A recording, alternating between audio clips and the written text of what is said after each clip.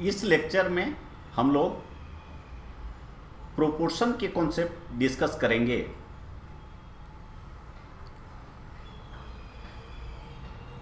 Proportion का मतलब होता है कि अगर दो रेशियोज बराबर हैं तो उस रेशियोज के जो कंपोनेंट्स हैं उनको प्रोपोर्शन में कहा जाता है। देखें, जैसे if a by B is equal to C by D, a by B is equal to C by D, then a, b, c and d are in proportion. अगर a by B is equal to C by D तो a, b, c और d को proportion में कहा जाता है और इसको इस तरह से लिखा जाता है, डिनोट किया जाता है।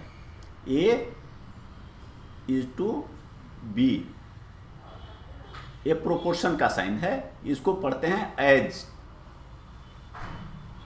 c is to d, a is to b as c is to d। और इसमें जो आउटर मेंबर्स हैं, कंपोनेंट्स हैं, जैसे a इंटू डी, वो दोनों मिडिल के मल्टीप्लिकेशन के बराबर होता है। a into D is equal to B into C. तीन नंबर्स को कंटिन्यूड प्रोपोर्शन में बोलते हैं। अगर a b as b is to c हो, a और b का प्रोपोर्शन b और c के, a और b का रेशियो b और c के रेशियो के बराबर हो, तो a, b और c तीनों नंबर्स को कंटिन्यूड प्रोपोर्शन में बोलते हैं, कंटिन्यूड प्रोपोर्शन। और जैसा हम लोगों ने पीछे देखा है तो a into C will be equal to middle का दोनों b into B, B square, तो B square is equal to A C. अगर a स्क्वायर से डिवाइड कर दें तो हो जाएगा b square by A square is equal to C by A, means a square is to B square is equal to A is to C. तो यह कुछ रिजल्ट हैं कि अगर a b c continued proportion में है तो a square is to B square is equal to A is to C.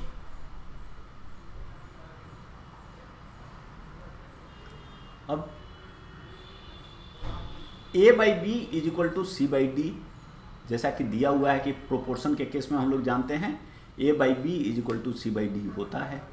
अब इसमें अगर दोनों तरफ 1 ऐड कर दें तो भी उतना रहेगा। ये फ्रैक्शन के रूल से हम लोग जानते हैं, तो इसको देखेंगे तो a plus B by B C plus D by D हो जाएगा। इसको कंपेंडो रूल बोलते हैं, कंपेंडो।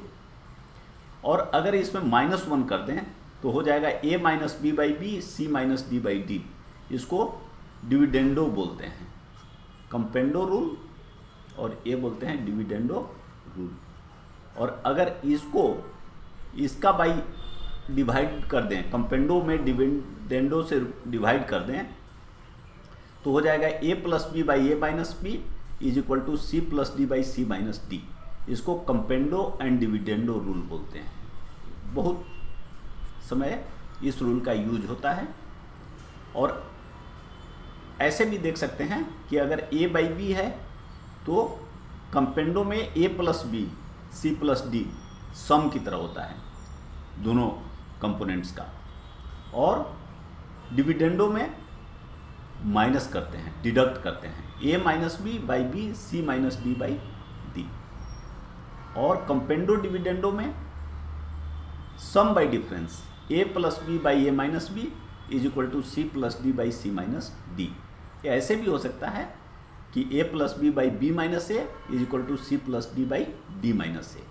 वो अगर यहाँ b माइनस ए लिखेंगे तो यहाँ d माइनस सी लिखेंगे, अगर यहाँ a माइनस बी लिखेंगे तो यहाँ लिखेंगे c माइनस डी, उससे कोई फर्क नहीं पड़ेगा। अब आइए हम लोग एप्लीकेशंस देखते हैं।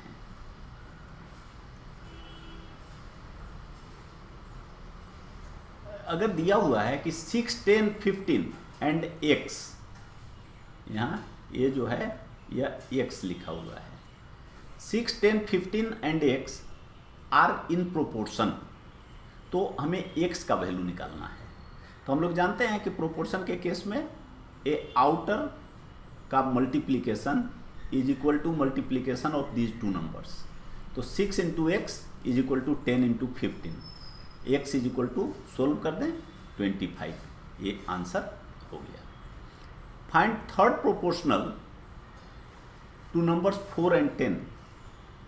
4 एंड 10, तो थर्ड प्रोपोर्शन जैसे हमने कहा था कंटिन्यूड प्रोपोर्शन, तो 4, 10 एंड थर्ड नंबर मान लीजिए कि x है, ये तीनों कंटिन्यूड प्रोपोर्शन में हैं, तो क्या होगा 4 is to 10 as 10 is to x, तो ये रिलेशन होगा। यहाँ पे एक्चुअली ये प्रोपोर्शन का साइन होगा, 4 is to 10 is to 10 is to x। और फिर हम लोग जानते हैं कि ये जो एंड वाले हैं 4 इंटू एक्स मल्टीप्लाई करेंगे तो ये होगा 10 इंटू 10, तो x को सोल्व कर दें तो इसका भी आंसर हो गया आपका 25। Find the mean proportional to 9 and 25। Mean proportional का मतलब होता है कि अगर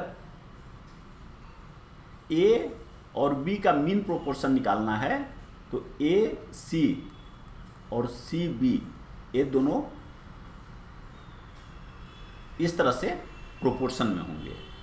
तो एक्स स्क्वायर या x अगर उसको मान लिए इज इक्वल टू 9 इंटू 25, तो x इज इक्वल टू हो गया अंडर रूट 9 इंटू 25 मीन्स 15। हमेशा a और b का मीन प्रोपोर्शनल रूट b होगा, तो जैसे 9 और 25 का mean proportional under root 9 into 25 होगा। What number should be added to each of 4, 16, 18 and 58 so that the resulting numbers will be in proportion in the given order। अब ये order है, देखिए 4, 6, 18 एंड 58, ये 4 नंबर है और कह रहा है कि ये अभी नंबर प्रोपोर्शन में नहीं है। अभी देखिए 4 और 16 को का प्रोपोर्शन निकालेंगे, रेशियो निकालेंगे तो 1/4 आएगा, लेकिन 18 और 58 का 1/4 नहीं आएगा। इसका मतलब अभी ये जो नंबर हैं वो प्रोपोर्शन में नहीं है। अब कह रहा है कि कोई एक नंबर इस सब में ऐड कर दिया जाए तो वो प्रोपोर्शन में हो जाएंगे और उस नंबर को हमें निकालना है।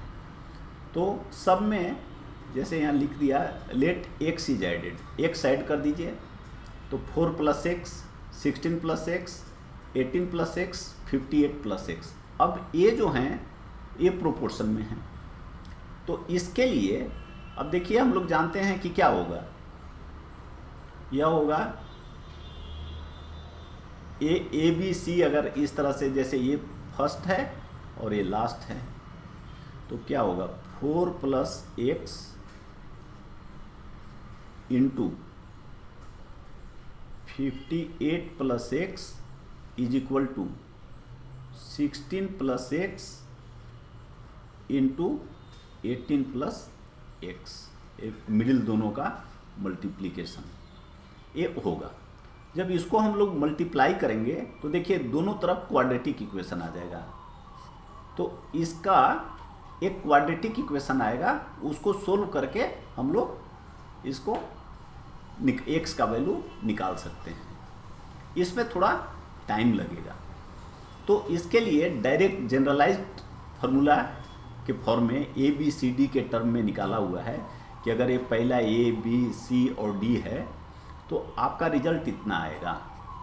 ये आएगा बीच का, आप जानते हैं मल्टीप्लिकेशन माइनस एंड का मल्टीप्लिकेशन ए इंटू डी, तो बीच का multiplication B C minus end का multiplication A D divided by end का sum A plus D minus middle का सम बी प्लस सी। अब यहाँ पे इसमें रख दीजिए तो हो गया 16 into 18 minus 4 into 58 divided by 4 + 58 minus 16 + 18, solve कर दीजिए। अब इसमें देखिए आप यहाँ पे 2 कॉमन लिया हुआ है, चूँकि ऊपर और नीचे कट जाएगा, अदरवाइज यहाँ 4 भी कॉमन ले सकते थे, तो 2 कॉमन ले लिए तो यहाँ पे 9 बच गया। मल्टीप्लाई करिए 144 हो गया, यहाँ पर 58 इंटू 2 हो गया, 116 बच गया, नीचे भी 2 ले लीजिए तो यहाँ 31 माइनस 30 4 में 2 से डिवाइड करिए तो 17, 2 कैंसिल हो गया, ऊपर माइनस करिए 28, नीचे 14, तो ये आपका आ गया 2। अब अगर आप देखेंगे तो 4 + 2 6 हो गया, इज टू 18 हो गया, और यहाँ पे 20 हो गया, और यहाँ पे 60 हो गया। तो ये देखिए, अगर ये देखेंगे तो ये हो गया 1:3, और यह भी हो गया 1:3। तो इस तरह से ये बहुत आसानी से इसका रिजल्ट याद रखना भी मुश्किल नहीं है, क्योंकि आप जानते हैं कि मिडिल मल्टीप्लिकेशन हमेशा होता है प्रोपोर्शन में, और ये होता है, और फिर उन्हीं को ऐड करके आपको माइनस लिख देना है।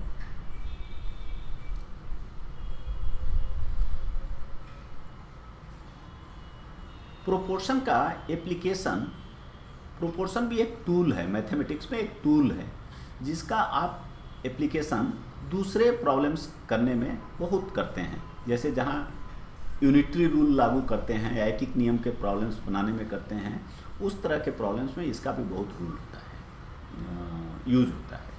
ये कहते हैं, देखिए, रूल ऑफ 3। रूल ऑफ 3 कहने का मतलब है कि जो प्रोपोर्शन 4 दिए होते हैं, प्रोपोर्शन में 4 कंपोनेंट होते हैं, 1 2 3 4, अगर 3 पता हो तो आप चौथा अच्छा आसानी से निकाल लेते हैं, 4th निकाल लेते हैं। तो कोई भी प्रॉब्लम जहाँ इस तरह के प्रोपोर्शन यूज कर सकते हैं, तो उसको कैसे लिखना है वो इम्पोर्टेंट होता है। उसके बाद तो निकालने का तरीका आप जानते हैं कि 1 × 4 = 2 × 3, 3 अगर इसमें से 4 में से 3 पता है तो 1/4 निकल जाएगा। लेकिन इम्पोर्टेंट है कि जब आप इसको अप्लाई करेंगे तो इसको लिखेंगे कैसे, ऑर्डर बहुत इम्पोर्टेंट है। तो देखिए, मान लीजिए कि 1 2 3 4 जो रहेगा ऐसे है, मान लीजिए 1 2 3 4। इसमें जब भी 2 प्रॉब्लम रहते हैं तो 2 एक तरह के होंगे और ये 2 एक तरह के होंगे। कैसे? जैसे मान लीजिए नंबर है, नंबर ऑफ बुक्स, और उसका कॉस्ट। तो हो सकता है कि आपको दे देगा कि 15 बुक्स का कॉस्ट 60 रुपीज़ है, तो आप 20 बुक्स का कॉस्ट निकालें, इस तरह से।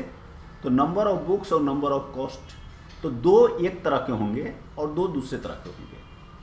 तो इसमें से जो अननोन हो, जैसे मान लीजिए नंबर ऑफ बुक्स दिया हुआ है कि 15 है, तो यह 60 है। अब नंबर ऑफ बुक्स मान लीजिए कि कह दिया कि 30 हो गया, तो कॉस्ट कितना होगा? तो अब अननोन क्या है? कॉस्ट है। तो इस अननोन को हम x मान लेंगे, और जब लिखेंगे तो इसको सबसे पहले लिख लेंगे, 1 के जगह पे x लिख देंगे। देखिए, 1 के जगह पे x लिख देंगे सबसे पहले। अब x कॉस्ट है, और जो पहला केस है जहां 15 बुक्स का दिया हुआ है जो कॉस्ट, वो 30 है, तो ये 30 लिख देंगे। ये नोन है, ये कॉस्ट अननोन है, इसको लिख लिए। जो कॉस्ट नोन है उसको लिख लिए। अब है कि एक 15 और 60 में किसको 3rd में लिखेंगे, किसको 4th में लिखेंगे, ये चीज़ समझना है। तो देखिए, हम देख के हमको पहले ये समझना पड़ेगा कि x का वैल्यू 30 से अधिक आएगा कि कम आएगा। तो जैसे हम सवाल देख के समझ सकते हैं कि 15 बुक का दाम अगर 30 रुपीज़ है, तो निश्चित रूप से 60 का 30 से अधिक होगा, मतलब x जो है 30 से अधिक होगा। तो ये दोनों में 15 और 60 में जो अधिक है उसको पहले लिखेंगे। यहाँ अधिक पहले आ रहा है, तो यहाँ भी अधिक पहले आएगा। तो अधिक इसमें से कौन है? 60। तो हम 60 पहले लिख लेंगे और 15 बाद में लिखेंगे। अब जब इसको सोल्व करना है तो आप जानते हैं कि x × 15 will be equal to 30 into 60, तो x into 15 is equal to 30 into 60, तो x is equal to 30 into 60 by 15 means 120। ये आंसर हो गया। तो उसी तरह से जब भी कोई प्रॉब्लम हो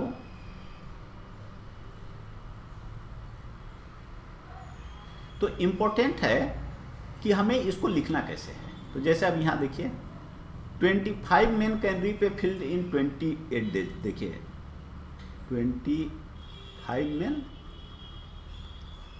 28 डेज, 25 मेन कैन बी पे फिल्ड इन 28 डेज।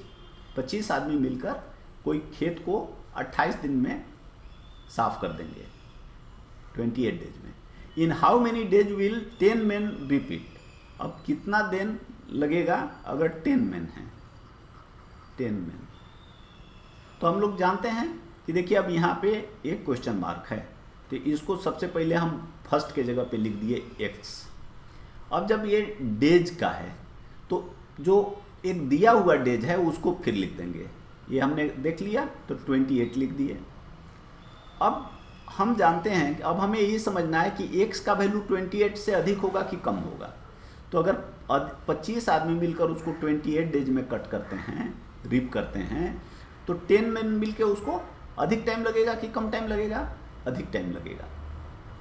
जब अधिक टाइम लगेगा तो अधिक वाला जो नंबर है, ये दोनों में 25 और 10 में जो अधिक नंबर है उसको पहले लिखेंगे।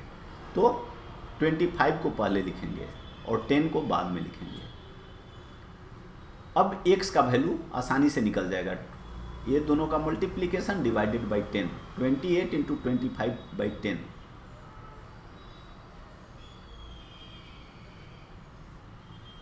तो ये सोल्व कर दीजिए, हो गया 70। तो ये हमारा आंसर हो गया। तो इस तरह से रूल ऑफ 3 बहुत जगह अप्लाई होते हैं। हम लोग जब प्रॉब्लम्स अलग बनाएंगे तो उसमें जहाँ पर जैसा रिक्वायरमेंट होगा बार बार प्रोपोर्शन का यूज करेंगे। तो इस तरह से हम लोग प्रोपोर्शन का यूज करके बहुत जगह अपना समय बचा सकते हैं और प्रॉब्लम को आसानी से कर सकते हैं।